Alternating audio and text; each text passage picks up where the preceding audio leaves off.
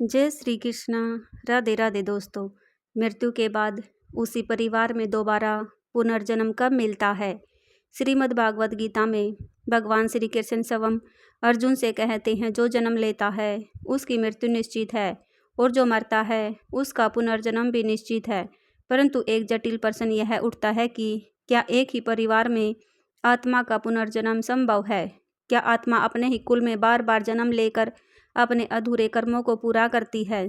क्या कोई आत्मा अपने पाप या पुण्य के कारण अपने ही वंश में वापस लौट सकती है? इस वीडियो के माध्यम से हम आपको इस रहस्य को विस्तार से बताएंगे, जो महाभारत काल से जुड़ा हुआ है। भगवान श्री कृष्ण कहते हैं कि इस कथा को सुनने मात्र से व्यक्ति के पापों का नाश होता है। इसलिए आप सभी से मेरा निवेदन है कि आप इस कथा को शुरू से लेकर अंत तक ध्यान लगाकर जरूर सुने। तो चलिए शुरू करते हैं आज की इस कथा को। महाभारत का युद्ध समाप्त हो चुका था। धर्मराज युधिष्ठिर ने हस्तिनापुर का शासन संभाल लिया था।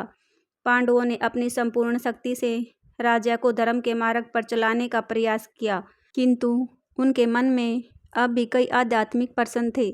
युद्ध के दौरान उन्होंने अपने परिवार के कई सदस्यों को खो दिया था। भीष्म पितामह, अभिमन्यु, द्रोणाचार्य, कर्ण और भगवान श्री कृष्ण की इच्छा से कौरव वंश का संहार हो गया था।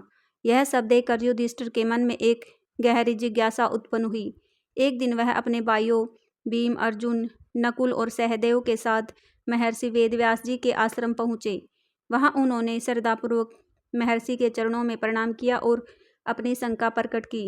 युधिष्ठिर बोले, गुरुदेव, आपने हमें धर्म कर्म के गूढ़ रहस्यों के बारे में बताया, किंतु एक प्रश्न मेरे मन को विचलित कर रहा है। क्या एक ही परिवार में पुनर्जन्म संभव है? क्या कोई आत्मा अपने ही वंश में बार बार जन्म ले सकती है? महर्षि वेदव्यास जी ने गहरी दृष्टि से युधिष्ठिर की तरफ देखा। वे जानते थे कि युधिष्ठिर कोई साधारण मनुष्य नहीं थे। वे स्वयं धर्मराज के अंशावतार थे, जिनका हृदय सदा सत्य की खोज में लगा रहता था। उन्होंने कुछ क्षण ध्यान लगाया, फिर गंभीर स्वर में बोले, धर्मराज, यह प्रश्न जितना सरल लगता है उतना ही गूढ़ और रहस्यमय है। पुनर्जन्म के नियम अटल हैं, किंतु कभी कभी कोई आत्मा विशेष परिस्थितियों में अपने ही कुल में बार बार जन्म लेती है। यह तब होता है जब उसके अधूरे कर्म उसी परिवार से जुड़े होते हैं, या जब उसने अपने पूर्व जन्म में कोई विशेष संकल्प किया होता है। युधिष्ठिर और उसके भाई ध्यानपूर्वक सुन रहे थे। महर्षि वेदव्यास जी आगे बोले, पुनर्जन्म के 3 कारण होते हैं। पहला, प्रारब्ध कर्म। जो कर्म पहले किए गए हैं वे अगले जन्म में फल देने के लिए बाध्य होते हैं। दूसरा, संस्कारों का प्रभाव। जब किसी आत्मा की गहरी स्मृतियाँ या भावनाएं अधूरी रह जाती हैं तो वह जन्म लेने के लिए उसी स्थान की ओर आकर्षित होती है। तीसरा, ऋणानुबंध।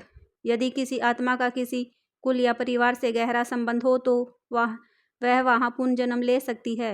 यह संबंध प्रेम, घृणा, पाप या पुण्य किसी भी रूप में हो सकता है। युधिष्ठिर ने आगे प्रश्न किया, गुरुदेव, क्या कोई ऐसा उदाहरण है जिससे यह प्रमाणित हो सके कि कोई आत्मा अपने ही कुल में जन्म लेती है? महर्षि वेदव्यास जी मुस्कुराए और बोले, हाँ, मैं तुम्हें एक ऐसी घटना सुनाने जा रहा हूँ जो स्वयं भगवान श्री कृष्ण के काल में घटित हुई थी। यह कथा द्वारिका के एक ब्राह्मण और अर्जुन की प्रतिज्ञा से जुड़ी हुई है। इसी कथा में पुनर्जन्म का एक रहस्यमय उदाहरण मिलता है। यह सुनकर पांडवों की जिज्ञासा और भी बढ़ गई। महर्षि वेदव्यास जी ने कथा सुनाना आरंभ किया और बोले, महाभारत युद्ध के कुछ समय बाद जब श्री कृष्ण द्वारका में राज्य कर रहे थे, तब एक दिन एक ब्राह्मण उनके दरबार में आया। वह अत्यंत चिंतित था। उसने प्रभु श्री कृष्ण के चरण पकड़कर विलाप किया। युधिष्ठिर और पांडव एकाग्र होकर कथा सुन रहे थे। महर्षि ने आगे कहा कि ब्राह्मण की समस्या विचित्र थी। वह बोले कि उसकी जितनी भी संतानें जन्म लेती हैं वे सभी जन्म लेते ही मृत्यु को प्राप्त हो जाती हैं। यह घटना बार बार घटित हो रही थी। ब्राह्मण ने सोचा कि यह उसके किसी पाप का फल है, किंतु जब उसने सभी प्रकार के अनुष्ठान किए तब भी उसे कोई समाधान नहीं मिला और अंततः वह श्री कृष्ण के पास पहुंचा। यह सुनकर युधिष्ठिर के मन में कौतूहल उत्पन्न हुआ। गुरुदेव, क्या श्री कृष्ण ने उस ब्राह्मण की समस्या का समाधान किया? महर्षि वेदव्यास जी ने उत्तर दिया, हाँ, किंतु इस घटना में एक गूढ़ रहस्य था। ब्राह्मण के घर जितनी भी संतानों ने जन्म लिया और वह मृत्यु को प्राप्त हुई, वह एक साधारण घटना नहीं थी, बल्कि यह पुनर्जन्म और कर्म के बंधन से जुड़ा हुआ था। जब अर्जुन को इस घटना का पता चला तो उसने ब्राह्मण से प्रतिज्ञा की कि वह स्वयं उसकी अगली संतान की रक्षा करेगा। किंतु जब ब्राह्मण का पुत्र फिर से गायब हो गया, तब अर्जुन ने स्वयं यमलोक की यात्रा की। भीम ने आश्चर्यचकित होकर पूछा, क्या अर्जुन यमलोक तक चले गए? महर्षि ने उत्तर दिया, हाँ। अर्जुन ने वहां जाकर यमराज से इस घटना का रहस्य पूछा। तब यमराज ने उन्हें बताया कि यह ब्राह्मण कोई साधारण आत्मा नहीं है। यह आत्मा पहले भी इसी कुल में जन्मी थी और अपने कर्मों के कारण इसे बार बार अपने ही परिवार में जन्म लेना पड़ा। युधिष्ठिर और पांडव अब पूरी तरह इस कथा में डूब चुके थे। महर्षि वेदव्यास जी बोले, धर्मराज, यह कथा तुम्हें यह समझाने के लिए है कि आत्मा के कर्म उसके पुनर्जन्म का निर्धारण करते हैं। यदि आत्मा का कोई विशेष संबंध किसी परिवार से हो तो वह उसी कुल में पुनर्जन्म ले सकती है, कभी पुण्य के कारण, कभी पाप के कारण, तो कभी किसी अधूरे कार्य को पूरा करने के लिए। युधिष्ठिर ने गहरी सांस ली और बोले, अब मैं समझ गया कि कर्म, परिवार और पुनर्जन्म का रहस्य कितना गहरा है, किंतु मुझे अब इस कथा को विस्तार से सुनने की जिज्ञासा है। महर्षि वेदव्यास जी मुस्कुराए और बोले, तो सुनो द्वारका के उस ब्राह्मण की पीड़ा और अर्जुन की प्रतिज्ञा की पूरी कथा। काल चक्कर निरंतर घूमता रहता है। जन्म और मृत्यु का खेल अनवरत चलता रहता है, परंतु जब कोई आत्मा विशेष कर्म से बार बार जन्म लेती है तो यह एक रहस्य बन जाता है। यह घटना उस समय की है जब भगवान श्री कृष्ण द्वारका में अपने राजमहल में निवास कर रहे थे। द्वारका जो समुद्र के मध्य बसी हुई एक दिव्य नगरी थी, जहाँ धर्म और सत्य के पालन का आदर्श स्थापित किया गया था। श्री कृष्ण वहाँ अपने भक्तों को आशीर्वाद दे रहे थे, न्याय कर रहे थे और जगत के कल्याण हेतु अपनी लीलाएं रच रहे थे। एक दिन द्वारका के राजमहल के द्वार पर एक ब्राह्मण पहुंचा। उसका शरीर अत्यंत दुर्लभ था, मुखमंडल पर गहन पीड़ा के चिन्ह थे और आंखों से आंसुओं की धारा बह रही थी। वह रोते रोते प्रभु श्री कृष्ण के पास पहुंचा और उनके चरणों में गिरकर अत्यंत करुणा स्वर में बोला, हे द्वारकाधीश, मुझ पर कृपा कीजिए, मेरी पीड़ा को सुनिए। मैं एक धर्मपरायण ब्राह्मण हूँ। मैंने जीवन भर सत्य और अहिंसा का पालन किया है, कभी किसी का अहित नहीं किया। फिर भी मैं एक ऐसे दुर्भाग्य से ग्रसित हूँ जिसका कोई उपाय नहीं दिखता। श्री कृष्ण ने प्रेम पूर्वक ब्राह्मण को उठाया और बोले, वत्स, शांत हो जाओ, कहो तुम्हारे मन की पीड़ा क्या है। ब्राह्मण ने अपने आंसू पोंछे और कांपते हुए कहा, हे माधव, मेरे जितने भी पुत्र जन्मे वे सभी जन्म लेते ही मृत्यु को प्राप्त हो गए। यह मेरे साथ 7वीं बार हो चुका है। मैं एक पिता हूँ जिसने अपने पुत्रों को जन्म लेते ही अपनी गोद में निर्जीव पाया। क्या यह मेरे पूर्व जन्मों के पापों का परिणाम है? क्या मेरी आत्मा किसी श्राप से बंधी है? क्यों मेरे पुत्र इस संसार में आते ही मृत्यु को प्राप्त हो जाते हैं? ब्राह्मण की यह पीड़ा सुनकर समस्त द्वारका में हलचल मच गई। वहां उपस्थित सभी नागरिक ब्राह्मण के दुख को देखकर चिंतित हो गए। लोग आपस में चर्चा करने लगे, क्या यह ब्राह्मण किसी शापित कुल का है? क्या यह भगवान की कोई विशेष लीला है? क्या इसे किसी ऋषि या देवता ने श्राप दिया है?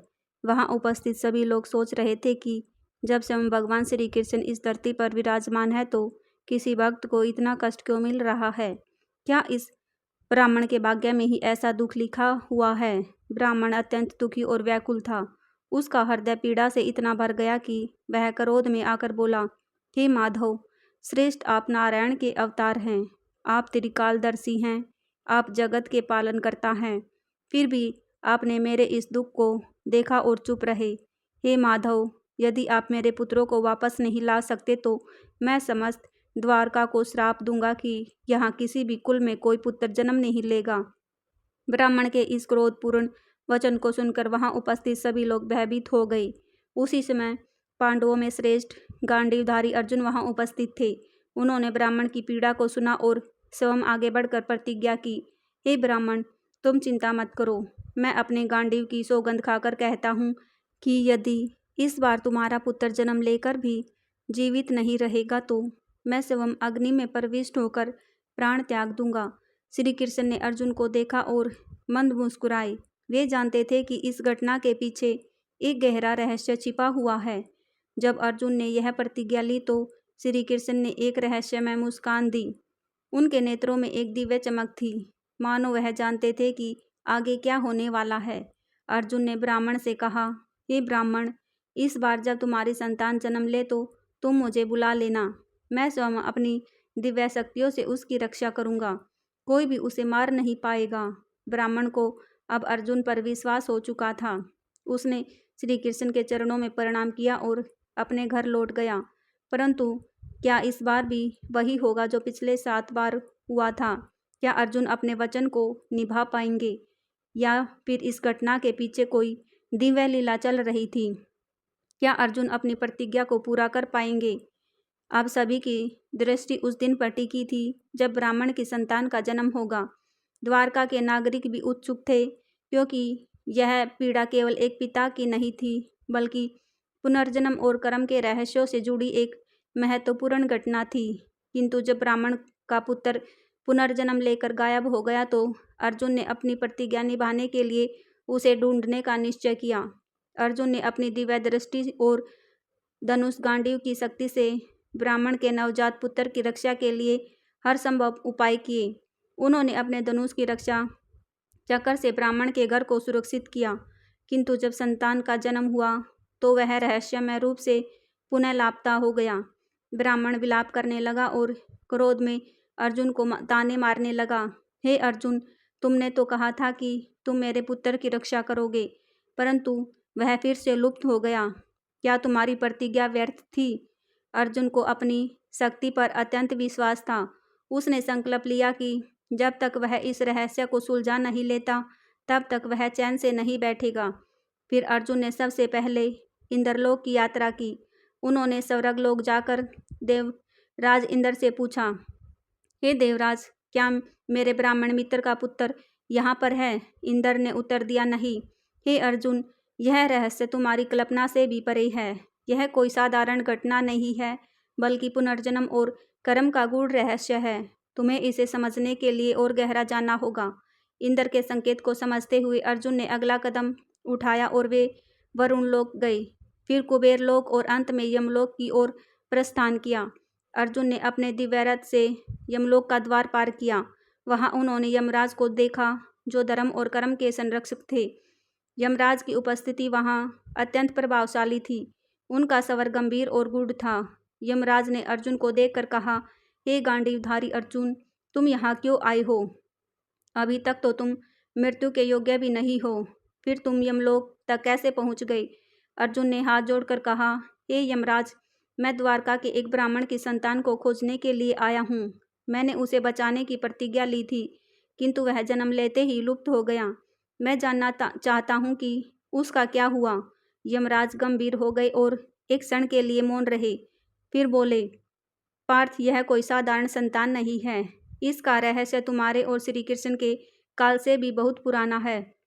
यह आत्मा एक श्राप के कारण अपने ही परिवार में बार बार जन्म ले रही है। यह सुनकर अर्जुन चौंक गए। उन्होंने पूछा, हे धर्मराज, कृपया स्पष्ट कीजिए, यह आत्मा कौन थी और इसे श्राप क्यों मिला? यमराज ने अपनी दिव्य दृष्टि से उस आत्मा के पूर्व जन्म को देखा और बोले, यह आत्मा पहले एक महान योद्धा थी, जो द्वापर युग से पहले त्रेता युग में भी जन्मी थी। यह राजा नल के पुत्र के रूप में जन्मा था, परंतु अपने अहंकार और अन्याय के कारण इसे एक ब्राह्मण के श्राप से बार बार मृत्यु का दंड मिला। अर्जुन आश्चर्यचकित हो गए। तो क्या यह आत्मा अपने ही कर्मों के कारण हर जन्म में इसी परिवार में जन्म लेती है? यमराज ने उत्तर दिया, हाँ, क्योंकि इस आत्मा ने एक समय में एक निर्दोष ब्राह्मण के पुत्र को मारा था। उसी ब्राह्मण ने इसे श्राप दिया था कि यह भी हर जन्म में अपने ही कुल में जन्म लेगा और जन्म लेते ही मृत्यु को प्राप्त करेगा। जब तक कोई महान योद्धा और दिव्य पुरुष इसे इस चक्कर से मुक्ति नहीं कराएगा, तब तक इसका यह चक्कर चलता रहेगा। अर्जुन को अब इस रहस्य का आभास हो गया था। अर्जुन बोले, यदि यह आत्मा एक श्राप के कारण इस चक्कर में फंसी है तो इसे मुक्ति कैसे मिलेगी? यमराज ने उत्तर दिया, केवल भगवान श्री कृष्ण ही इसे इस चक्कर से मुक्त कर सकते हैं, क्योंकि वे स्वयं नारायण हैं। वे ही इस आत्मा के प्रारब्ध को बदल सकते हैं। यदि वे चाहे तो इसे मोक्ष मिल सकता है। अर्जुन ने तुरंत श्री कृष्ण का ध्यान किया और उन्हें यमलोक बुलाया। श्री कृष्ण दिव्य रूप में प्रकट हुए। श्री कृष्ण मुस्कुराए और बोले, हे पार्थ, यह आत्मा अपने ही कर्मों में उलझी हुई थी, परंतु अब इसका समय आ गया है कि इसे मोक्ष प्राप्त हो। फिर भगवान श्री कृष्ण ने उस आत्मा के बंधनों को काट दिया। यमराज ने कहा, अब यह आत्मा पुनः जन्म नहीं लेगी, इसका चक्र समाप्त हो गया है। हे अर्जुन, तुमने इस आत्मा को मुक्त कराने में एक महत्वपूर्ण भूमिका निभाई है। अर्जुन और श्री कृष्ण ने ब्राह्मण के पुत्र को वापस जीवित कर दिया और उसे द्वारका में उसके माता पिता को सौंप दिया। जब ब्राह्मण ने अपने पुत्र को जीवित देखा तो वह आश्चर्य और हर्ष से भर उठा। उसने श्री कृष्ण और अर्जुन को धन्यवाद दिया। अर्जुन ने समझ लिया कि कर्म, पुनर्जन्म और श्राप का रहस्य कितना गहरा है।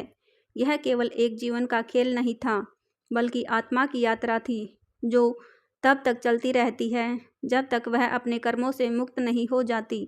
फिर श्री कृष्ण ने अर्जुन से कहा, हे पार्थ, यह घटना तुम्हें यह सिखाने के लिए हुई कि आत्मा अपने कर्मों के अनुसार जन्म लेती है, किंतु जब कोई सत्य और धर्म के मार्ग पर चलता है तो उसे मोक्ष की प्राप्ति अवश्य होती है। अर्जुन ने सिर झुका लिया और कहा, हे केशव, अब मैं पुनर्जन्म और कर्म के रहस्य को समझ गया हूँ। सत्य और धर्म ही आत्मा की मुक्ति का मार्ग है। युधिष्ठिर और पांडव ने जब यह कथा सुनी तो वे आश्चर्यचकित रह गए। महर्षि वेदव्यास जी ने कहा, हे धर्मराज, यह घटना सिद्ध करती है कि पुनर्जन्म सत्य है। यदि किसी के कर्म उसके परिवार या कुल से जुड़े होते हैं तो आत्मा बार बार वही जन्म ले सकती है, जब तक कि वह मुक्त ना हो जाए। यही कारण है कि कुछ लोग अपने पिछले जन्म की स्मृतियाँ रखते हैं। युधिष्ठिर ने सिर झुकाकर कहा, हे गुरुदेव, अब मेरी शंका का समाधान हो गया है। पुनर्जन्म का रहस्य अद्भुत और गूढ़ है, किंतु धर्म ही इसका एकमात्र समाधान है। वीडियो अगर पसंद आई हो तो वीडियो को लाइक करें और हमारे चैनल धार्मिक टीनी को सब्सक्राइब करें और अपने दोस्तों के साथ शेयर करें और कमेंट बॉक्स में जय श्री कृष्णा अवश्य लिखें। वीडियो को अंत तक देखने के लिए आप सभी का धन्यवाद।